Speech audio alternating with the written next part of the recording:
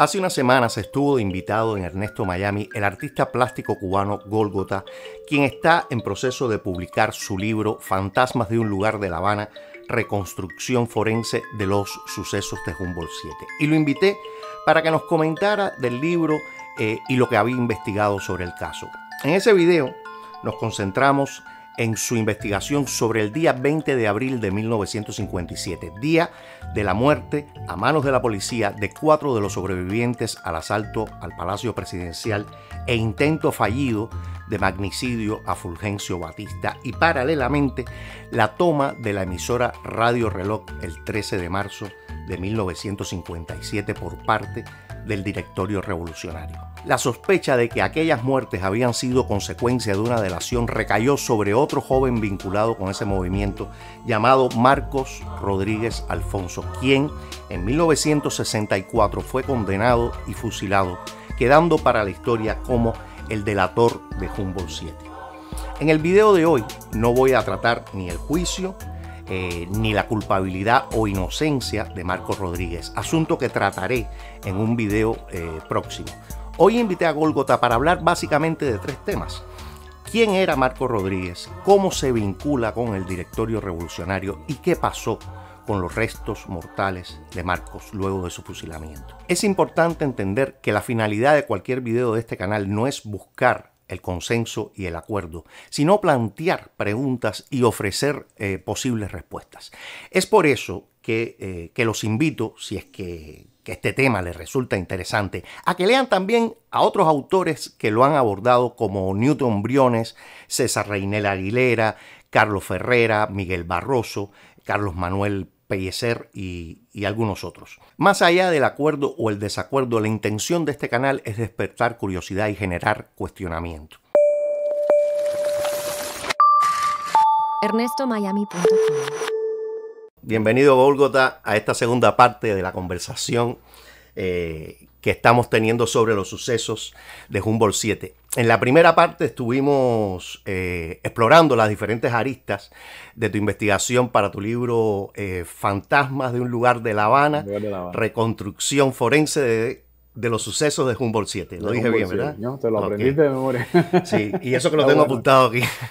En ese primer video vimos las diferentes secuencias, la llegada de la policía, la llegada de ellos al apartamento, el orden de las muertes, el encuentro con la policía, etcétera, etcétera. Y vimos la exposición forense que hiciste del caso en sí. De los hechos, como de los hechos, exactamente. Sí. Ahí descubrimos que en esa conversación, que en la tesis de tu libro, Marcos Rodríguez es, en tu opinión, el delator de los 4 jóvenes del Directorio Revolucionario. Que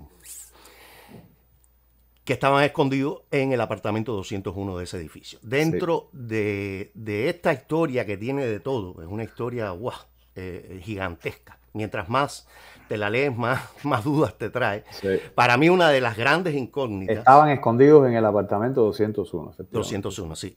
Para mí, en esta historia, una de las grandes incógnitas es la propia personalidad de Marcos Rodríguez, al cual conocemos a través de terceras personas casi siempre, o sea, a través de lo que se sabe del juicio, de la investigación, etcétera. Ok, a mí la personalidad de Marcos Rodríguez no me juega la lista con el billete. Cuéntame un poco sobre su historia, su procedencia. ¿Quién es Marcos Rodríguez antes de que se nos presente en esta historia el 20 de abril de 1957? Antes de eso. A ver, no puedo evitar hacerte una pregunta después de eso que me dijiste. O sea, ¿por qué no te juega la lista con el billete?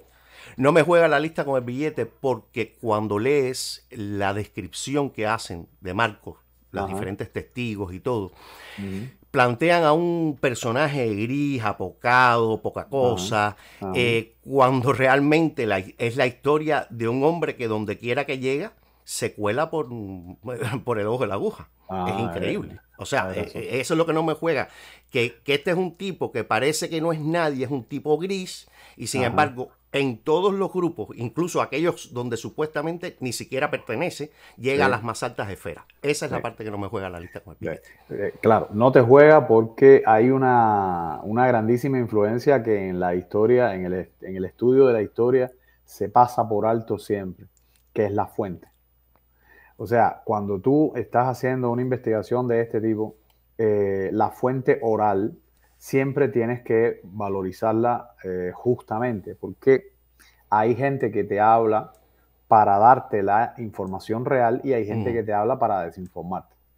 ¿Entiendes? Y una característica de la Revolución Cubana es que todo lo que era en contra de la revolución, absolutamente todo, era disminuido, minimizado, como es satanizado, ¿entiendes? O sea, entonces Marco Rodríguez, ni Marco ni ningún otro que haya sido alguien en contra de algo de la revolución, va a ser visto como una gran persona y como...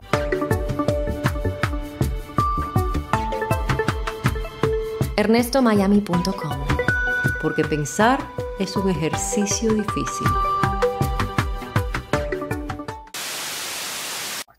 La vida real es la que tú estás diciendo. O sea, si Marco era tan apocado y tan nada y tan así, pues no hay absolutamente ningún tipo de nada en esta historia. Cuando realmente Marcos era un chico de estas personas que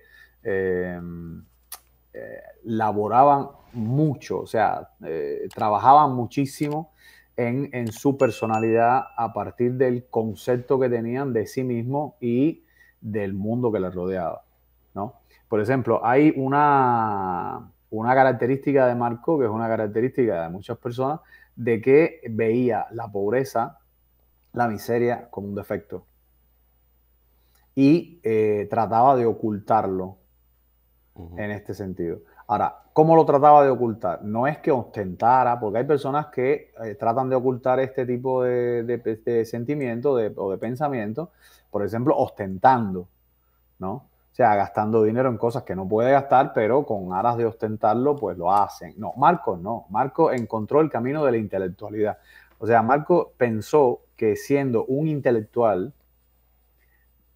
no se iba a ver su miseria, su pobreza. Estamos hablando de miseria económica, pobreza económica.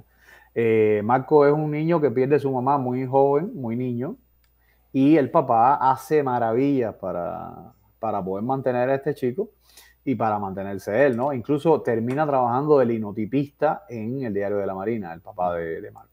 Y Marco sentía vergüenza de este hombre. Incluso después Marco habla de que él, Marco llega a abandonar la casa en un momento determinado, creo que eran los 15 años, 16 años, una cosa así, y justifica esa partida de su casa como diferencias políticas con el padre, cuando realmente no era así.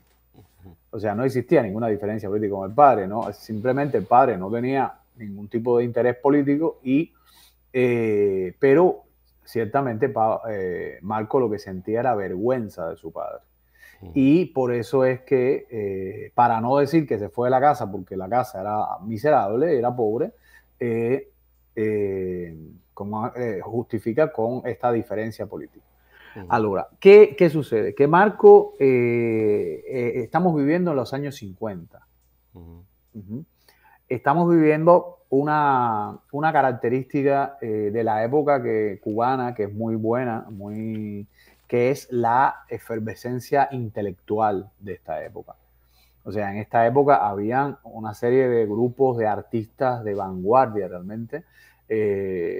Muchas veces se da a entender que la Cuba prerevolucionaria es una Cuba ignorante, atrasada, un punto menos que feudal, cuando realmente no era así. Estamos hablando de uno de los puntos del eje cultural de América, o sea, Nueva York, Ciudad de México, La Habana, Buenos Aires. ¿Entiendes? Y en este caso, La Habana era el más importante, yo pienso, después de Ciudad de México. Y esta es la Habana que vive Marco Rodríguez. Marco conoce, no sé cómo, a una señora que era Pastorita, no Pastorita Núñez. Sí, yo sé. Y que le aconseja, lo presenta a Blas Roca, inclusive. Con el ánimo de que el chico se encamine un poco. Marco lo que piensa es que lo están recomendando para militantes del Partido Socialista Popular. Sí, porque Pastorita pertenece al Partido Socialista. Pertenece al Partido Socialista. Comunista, vamos a llamarle, porque la gente se confunde también a veces. Sí, porque en esta época el Partido Comunista es el Partido Socialista Popular. Y tenía toda una serie de acciones, de comportamientos, donde la intelectualidad cubana de la época tenía un peso bastante sustancioso. Y Marcos cree que Pastorita lo está presentando para hacerlo militante del partido, cuando La Roca le dice, sí, qué bueno, tienes ideas buenísimas, no sé qué, pero tú lo que debes estar es en la Juventud Socialista. O sea, por la edad y todo esto. Marcos esto lo asume como una afrenta, prácticamente. O sea, como Marcos se cree que tiene una madurez política alta, y yo pienso que esto muchas veces se maneja como un defecto. Desde mi edad, y estoy hablando ahora por mí mismo, desde mi edad, nosotros vemos a los jóvenes como esa cosa imperfecta e inmadura eterna, sin darnos cuenta de que los que hacen los grandes cambios políticos y sociales son los jóvenes. O sea, los viejos absolutamente casi nunca. O sea, participan apoyando, algunos participan, pero la gran cantidad verdaderamente son jóvenes. Y no lo puedo decir, que Marcos no tuviera verdaderamente una madurez política. O sea, ¿por qué? Porque en este momento madurez política, ¿qué cosa es? O sea, es lo que hay que ver. Y a lo mejor hasta podía tener razón Marcos Rodríguez, ¿no? O sea, estaba preparado para ser militante del partido, se sabía preparado para ser militante del partido, pero como era jovencito, lo mandaron a la juventud. Solo como detalle, ahí estamos hablando año 1955, más o menos. Estamos hablando 54, 55. Pienso que un poco antes. Entonces Marcos tendría 15 o 16 años. Sí, 15 o 16 años. Acababa de irse de la casa. Creo que 15 o 16 años. Creo que en el libro sale el detalle ese, ¿no? Pastorita lo presenta a la Sociedad de Nuestro Tiempo, no para ser miembro de la Sociedad de Nuestro Tiempo, sino para darle trabajo, porque Marcos trabajaba en un bar. ¿Ok? Y lo presentan en la Sociedad de Nuestro Tiempo, le dan trabajo de conserje en la Sociedad de Nuestro Tiempo, y al ser conserje de la Sociedad de Nuestro Tiempo, tiene derecho a un cuarto, a vivir ahí. Y Marco empieza a trabajar como conserje en ese lugar. Pero Marco, en vez de asumir eso como un empleado de la Sociedad de Nuestro Tiempo, que realmente lo que era, Marco lo asume como miembro de la Sociedad de Nuestro Tiempo. Incluso él llega a tener diferencias con Mirta Aguirre, porque después tú aclaras quién es Mirta Aguirre y todo eso, ¿no? Sí. Porque Marcos empieza a comportarse como un intelectual de la Sociedad de Nuestro Tiempo, ¿ok? Y empieza a trabajar con cosas de la revolución, y esto hace que la Sociedad de Nuestro Tiempo lo llame la atención. ¿Por qué? Porque imagínate tú que la policía llegue y registre ahí que es un sabido núcleo de militantes comunistas, y que encuentren proclamas y bonos y cosas y qué sé yo. O sea, eso da pie a que sea intervenida el lugar y todo esto. Por lo tanto, era un peligro que Marco hiciera eso, porque era verdaderamente una irresponsabilidad de Marco.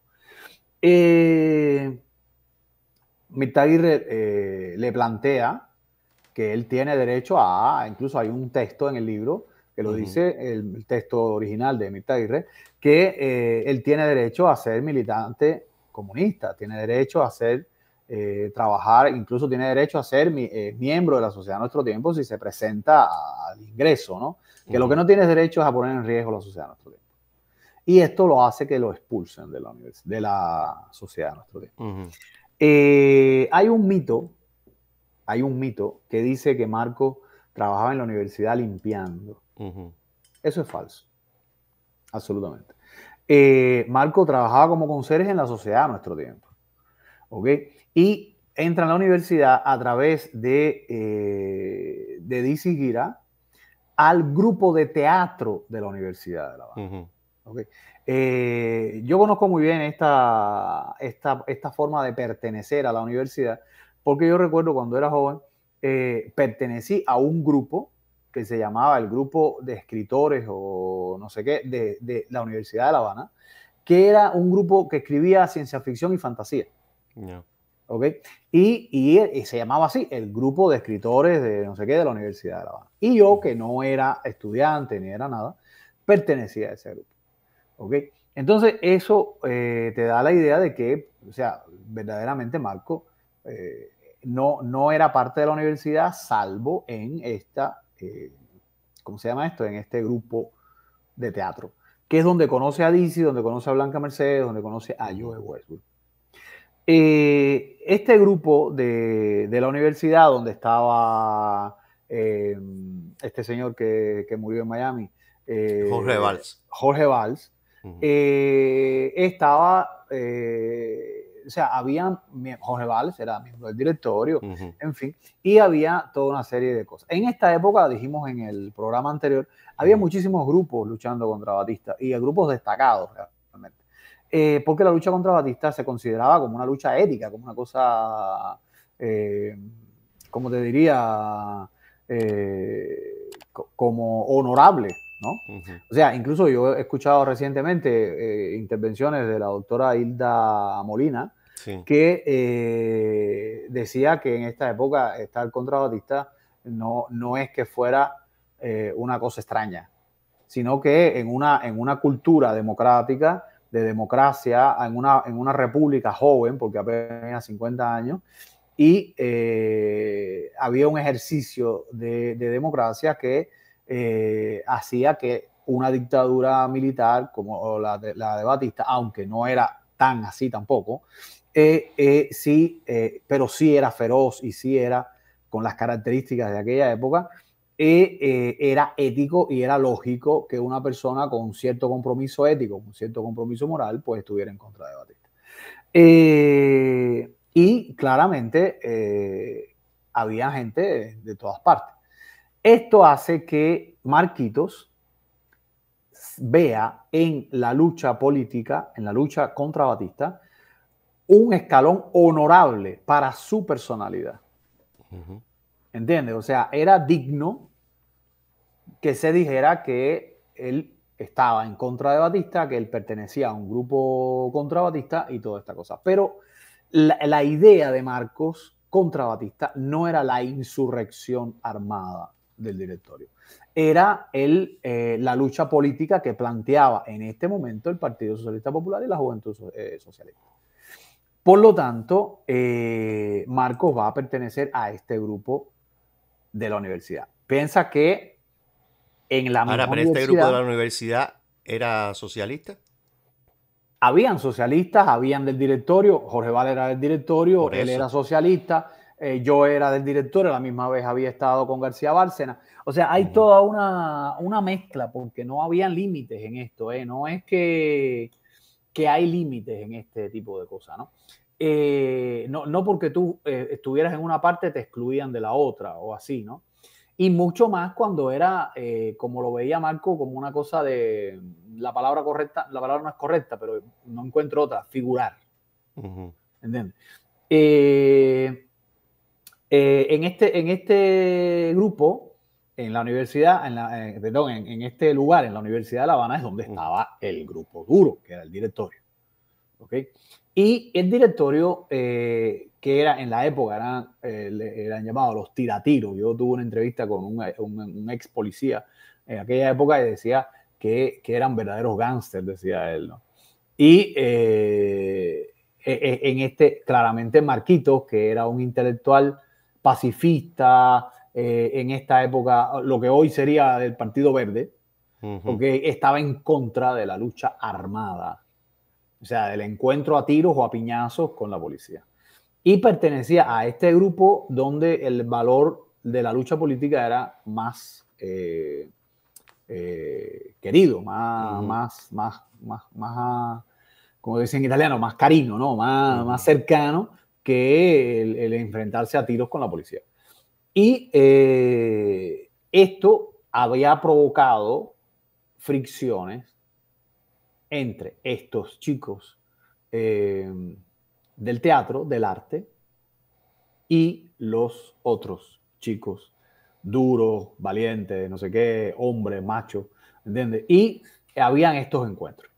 Pero Marco, a través de Joe, entra al director revolucionario. O sea, entra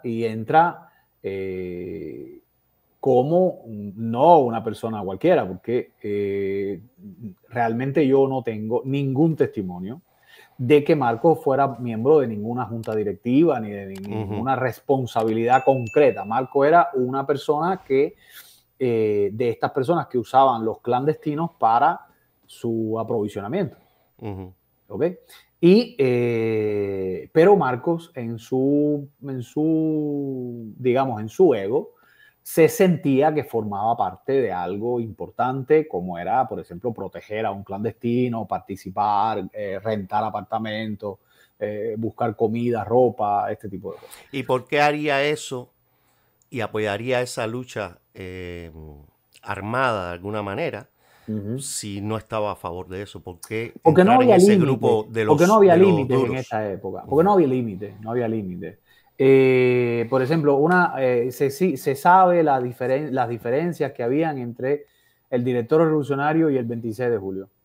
Sin embargo, cuando tú estudias la lucha en la ciudad de La Habana, la lucha en esta época, ¿no? Antes de 1950, antes de abril de 1957, era lo mismo. O sea, miembros del directorio participaban con los del 26, miembros del 26 participaban con los del directorio. O sea, era la nomenclatura esta de yo soy de tal y yo soy de más cual, no impedía que tú participaras en las cosas del otro. Yeah. ¿Entiendes? Lo que sí había era, y eso sí lo había, era espionaje entre los grupos. Y se piensa, fíjate cómo te lo digo, o sea, no tengo la certeza 100%, se piensa que Marcos haya sido un espía del Partido Socialista Popular en el director revolucionario.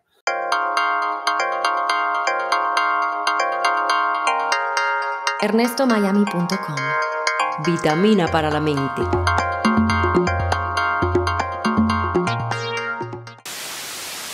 El caso es que Marcos tiene 99 papeletas para ser un espía del Partido Socialista Popular, porque Marcos se comporta como un militante socialista, como un militante comunista.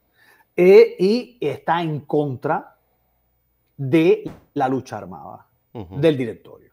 Esto es muy importante para entender algo que va a ocurrir después. Marquito, que trabaja en esta cosa de la sociedad de nuestro tiempo, que es miembro del teatro universitario, que tiene una imagen intelectual, tiene una imagen intelectual, perdón un momentico, tiene una imagen intelectual armada, o sea, intelectual creada, no armada de armas, sino creada, una imagen creada, porque el tema de la sandalia, el snob, toda esta serie de cosas, el libro abajo del brazo, todo este tipo de cosas, es lo que da la imagen de este chico intelectual. Marquito tenía una actitud completamente intelectual, o sea, intelectual creada, porque él no era intelectual.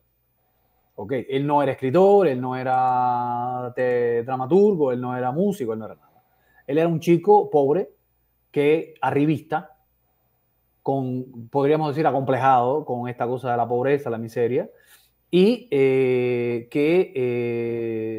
sí hacía un gran esfuerzo por estudiar, por leer, por superarse intelectualmente, ¿okay? Y se acercaba siempre a personas que le aportaban. ¿Okay? Esto es muy importante porque eso es una característica que yo veo positiva. ¿Okay? Ahora, Marcos, en el plano personal, era este chico pequeñito, menudito, y él se aprovechaba de esto, una especie como, no de lástima o de ternura, ¿entiendes? Y esto es lo que hacía que Marco fuera querido por estas chicas del grupo de teatro, por Dizzy, por Blanca Mercedes, ¿entiendes? Y que fuera por personas sensibles como Joe Westbrook tenido en cuenta, ¿no? Joe Westbrook, Pérez Cole, este tipo de gente. Y Marco usaba eso. O sea, Marco utilizaba su personalidad atrayente para esto. Y esto a la misma vez provocaba cierto rechazo en otro tipo de personas, como estos chicos del directorio, que eran los que hacían las cosas, los valientes, los bravos, porque veían en esto como una especie de blandenguería, de flojera. ¿Entiendes? No sé si tú me entiendes. Y ahí es donde inicia este criterio de homosexualidad. ¿Ok? Y digo que inicia este criterio de homosexualidad porque ni uno de todas las personas con las que yo trabajé la investigación de Marco Rodríguez me pudo decir fehacientemente que Marcos ni siquiera que tenía imagen amanerada. Por lo tanto, yo desconecto rápidamente en la investigación este tipo de cosas. Porque yo no encontré a ninguno, ni a favor ni en contra, que me dijera que Marco Rodríguez tenía algún tipo de definición sexual homosexual. Ni siquiera amanerado, porque yo he conocido personas que son amaneradas y no son homosexuales. Sí, yo también. ¿Ok? Y ni siquiera eso. O sea, Marco era una persona absolutamente heterosexual que se comportaba como un heterosexual. Incluso cuando yo leo las cartas y los poemas que Marco le escribió a Blanca Mercedes, es una persona absolutamente heterosexual.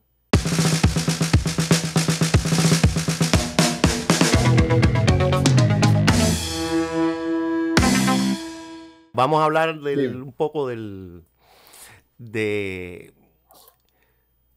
esa noche del 19, pero de la perspectiva de Marcos. Sí, a ver, ¿qué pasa con Marco y Humboldt 7?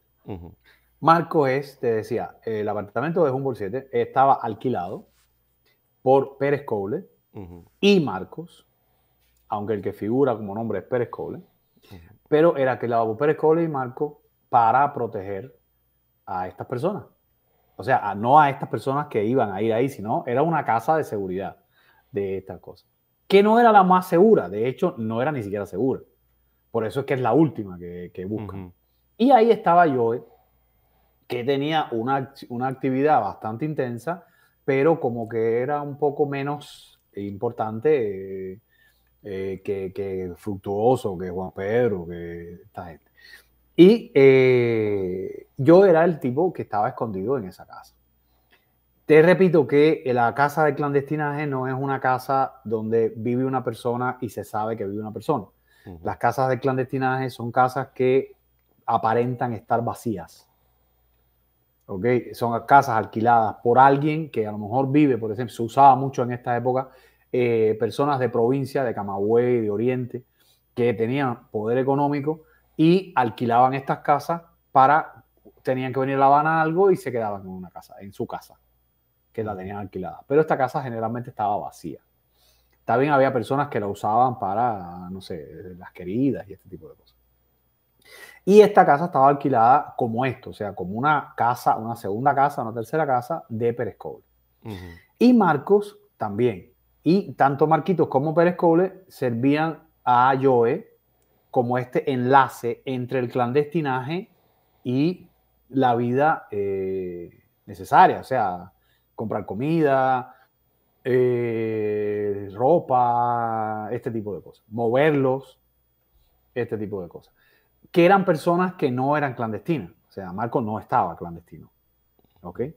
Y era así, pero si ponemos esta responsabilidad en manos de una persona con las características, digamos, ideológicas de Marco, o sea, una persona que quiere sentirse importante porque hace algo, todo esto, pues vemos que él sentía esta actividad que hacía con Joe como algo verdaderamente importante. Y esperaba a cambio el reconocimiento. Reconocimiento que podía tener o no, porque lo que hacían ellos lo hacían muchas otras personas. ¿Okay? Porque cada clandestino tenía gente que lo hacía. Por lo tanto, había más gente que lo hacía que propiamente clandestinos. Pero Marcos se sentía así importante.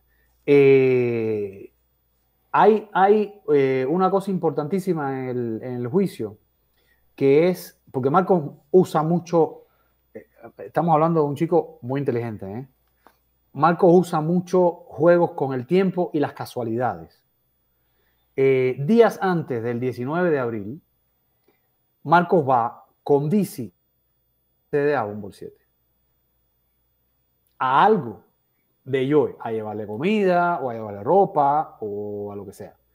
Y Blanca Mercedes, él le dice a las chicas que se queden en la máquina y él va solo, sube a Humboldt y regresa al poco rato, ¿no? Y en este momento que él hace eso, hay un evento que es el encuentro con una patrulla de la policía. Pero te aclaré en el otro programa anterior que el edificio frente a Humboldt era un edificio complicado, donde más de una vez a la semana la patrulla de la policía tenía que acudir. Por lo tanto, no era extraño este encuentro con una patrulla de la policía. Ocurre este encuentro días antes. Y el día que Julio García va a Humboldt, hay otra patrulla. Que por eso es que no van directamente a Humboldt. Se ponen a dar vueltas por el malecón, no sé qué, todo eso. Y esta casualidad, que alguien también me llamó la atención, me dijo, yo pongo Goku te pone la casualidad como no sé qué, porque en esta cosa no hay casualidades. Bien, sí hay casualidades, muchísimas casualidades, ¿ok? Y esta es una de ellas. O sea, este hecho de las dos patrullas, una días antes que encuentra a Marquito y otra que dice Julio que encuentra después cuando va con los chicos de Humboldt, Marquito la une en una sola.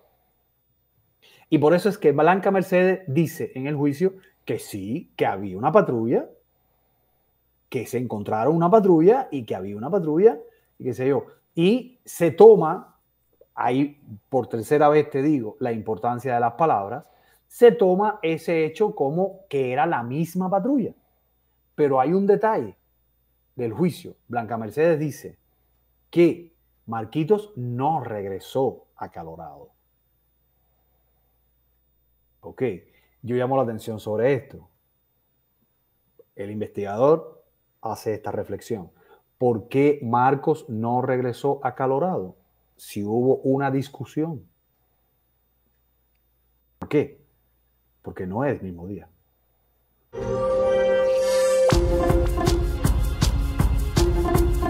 ErnestoMiami.com.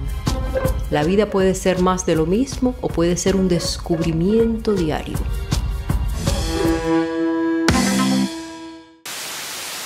¿Por qué yo digo que, o sea, por qué yo creo como investigador que Marcos estaba allí ya? ¿Por qué? Recuerda que Joe está saliendo de Humboldt. Joe está yendo a casa de DC y necesita el apoyo de su apoyo en la clandestinidad. ¿Ok? ¿Qué sucede? Que algo ocurrió que no, o se sintieron muy confiados, o Joe, que sí era porque acuérdate que Joe sí era del equipo, del grupo directivo del directorio, se sintió confiado o lo que sea. Joe confiaba en Marcos y en Prescole, porque eran sus agentes de la clandestinidad. ¿Ok? Y no calculó, porque nosotros lo calculamos ahora con una tranquilidad tremenda, pero si tú te ubicas en la época, tienes que sentir todo, el terror, todas esas cosas. Claro. Okay. Y no calculó que estaba cometiendo un error. Julio llega y cuenta el tema de la patrulla. Había una patrulla, se ponen a dar vueltas, qué sé yo, Eso fue a medianoche. O sea, casi a medianoche. ¿Ok? Cuando al fin llega, Julio cuenta que él se bajó, subió al apartamento, se dio cuenta que estaba yo y que estaba Marquito, que estaba todo el mundo ahí, y bajó y le dijo a los que estaban abajo, ahí está fulano. ¿Ok? Sí. O sea, yo acaba de cometer el error este. ¿Ok? Y como ellos no podían irse a ninguna parte, pues suben, pero me imagino yo que van calentándose los metales. Ahora, la discusión, y aquí es muy importante, porque en el juicio se da la idea de que Marco le dio un ataque, le dio una perreta, ¿okay? Y por eso es que lo delata. La mi investigación desmonta eso desde el punto de vista de la psicología y la sociología. ¿Cómo? El tiempo. Mi perito en este caso fue el tiempo. ¿Ok? ¿Por qué? Porque efectivamente cuando estas personas llegan, incluso en el libro se describe lo que ocurrió. O sea, yo, la voz de Julio. Julio, yo uso la transcripción directa de lo que Julio dijo, ¿ok? Y ¿y tú qué haces aquí? Y tú no, porque además estamos hablando de que cuando ellos llegan, claramente Marco no es que les dice, bienvenido. No. Sí, claro. Ok, Marco estaba sentadito ahí y a lo mejor hace esto, o hace así, o no, se hace que no los ve, porque Marco no soporta a estos tipos. Y estos tipos no soportan a Marco. Ok, y dice Julio que Juan Pedro dijo, tú no saludas. Sí. ¿Entiendes? Y se vira para yo y le dice, ¿qué hace este tipo aquí? ¿Entiendes? O sea, esa es, y entonces Marcos, que esperaba ser el héroe, cuando se da cuenta de quiénes son estos tipos, porque imagínate tú que en tu casa, la que tú alquilaste, la que tú preparaste, la que tú hiciste, la que tú cuidas y proteges, se va a esconder la crema innata en este momento. O sea, los tipos más buscados. Marquito en ese momento se sintió el héroe. Y en ese momento estos tipos lo pisotearon. Ya.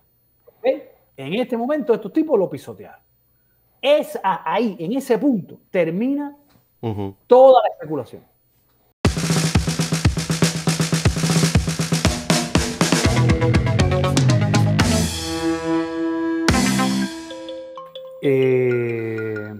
Como has visto en todo mi trabajo, yo no doy opiniones personales. O sea, yo no doy opiniones mías, ni doy opiniones, incluso el libro está lleno de notas. Esto lo dijo fulano, esto lo dijo ciclano, esto aparece en tal documento, esto aparece en tal otro y así. Por lo tanto, yo hice un trabajo investigativo serio de dónde ocurrieron las cosas, porque yo escucho más a los lugares que a las personas. Te lo he explicado la otra vez. Claramente yo quería ir a la tumba de Marcos. Yo estuve en la tumba de todos. En la tumba primera. O sea, estuve en la tumba donde primero estuvieron y después estuve en el mausoleo que se hizo después. Que es el único mausoleo post-revolucionario que existe en el cementerio de Colón. Esto es un dato interesantísimo para los historiadores del arte. Cuando fui a buscar la tumba de Marquito, en el cementerio hay un libro donde aparece todo, los datos, ¿no? Es como un registro, ¿no? Y sale la primera inhumación, la segunda inhumación, todo esto. Y cuando yo empiezo a buscar, no existe. No existe. En estudios que he tenido... ¿Qué quiere decir que no existe? Que no existe el lugar. Por ejemplo, yo te digo a ti, calle 23, sí, entre Z, entre Q y Z. Pero a ver si te entendí. Aparece en el registro, pero el lugar no existe. El lugar no existe. Ya, a eso es lo que quería. Okay. Por ejemplo, la tumba de Marcos dice cuartel, segundo cuartel, no sé qué. Cuando yo llego a este lugar, es un lugar de tierra. Incluso está la foto, te mando la foto, es un césped con palmitas. Ya. Ok, es un lugar de tierra. Y después te dice que la exhumación se hizo y que los restos están en la cripta número tal, la fila tal, la caja tal. Cuando voy allí, la persona que se ocupa de eso ahí me dice, esto no existe, pero si quiere vamos a verlo. Claro. Y me mete en la cripta, me busca, movemos cajas, porque yo siempre doy lugar a la duda. Puede ser un error. O sea, donde dice 35 puede ser 36, o donde dice... Ok, donde dice 36 puede ser 63. O sea, y buscamos todas las posibles opciones. Y no existía. Después supe que los fusilados por traición a la patria o delitos contra la seguridad del Estado, se entierran en un lugar de tierra, donde no se marca la tumba.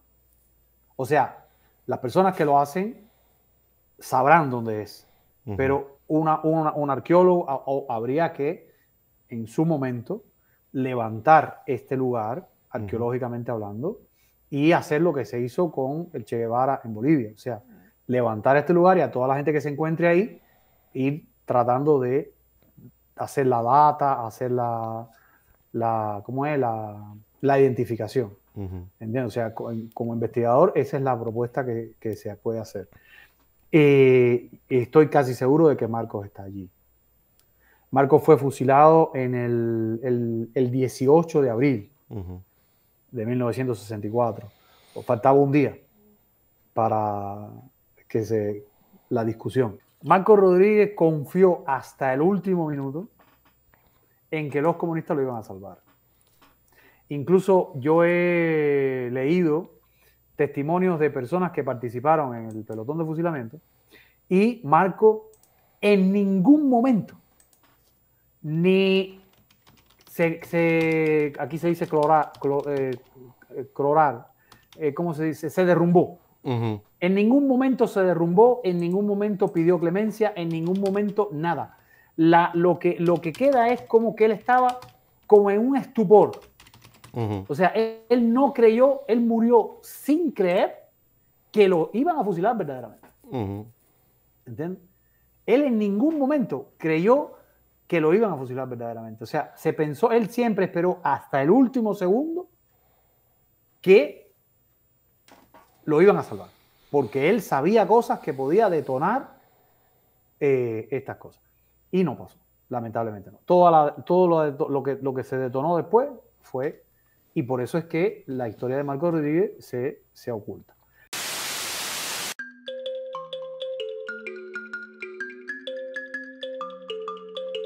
El beneficio de mi libro es, como dice el libro al inicio, un texto donde las personas que se interesen en este tema puedan encontrar no la opinión de un historiador, sino una reconstrucción forense de los hechos. Y a partir de ahí sacar las conclusiones que quieran sacar. Porque, por ejemplo, tú tienes tus propias conclusiones a partir de ahora, el otro tiene sus propias conclusiones. Hay quien va a leer el libro y va a decir, ¿ves? Por esto es que digo que Marquitos no es. Y hay quien va a decir, por esto es que sí. Y cada uno va a tener su propia historia. Ese es el primer interés en esto. Y la segunda es responder a una pregunta que me hizo Manolo Pérez cuando empezó a darme toda la información, que me dijo, yo quisiera saber qué piensa tu generación sobre esta parte de la historia. Yo, haciendo uso exclusivo de mi persona, porque yo no quiero hablar a nombre de nadie porque no tengo derecho, ¿okay? Porque cada uno tiene el derecho de hablar a partir de sí mismo. Pero como parte de mi generación, lo que piensa la parte que como yo le interesa este tipo de cosas es lo que está escrito en el libro. Que la verdad no es más violenta ni más terrible porque tú la engrandezcas o porque tú la quieras, porque entonces lo que haces es abaratar esa verdad.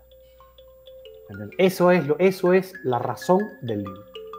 En un próximo video abordaré el tema de Marcos Rodríguez desde mi perspectiva, porque creo que es un caso judicial y político que delimitó y finalmente coronó la figura y el poder de Fidel Castro.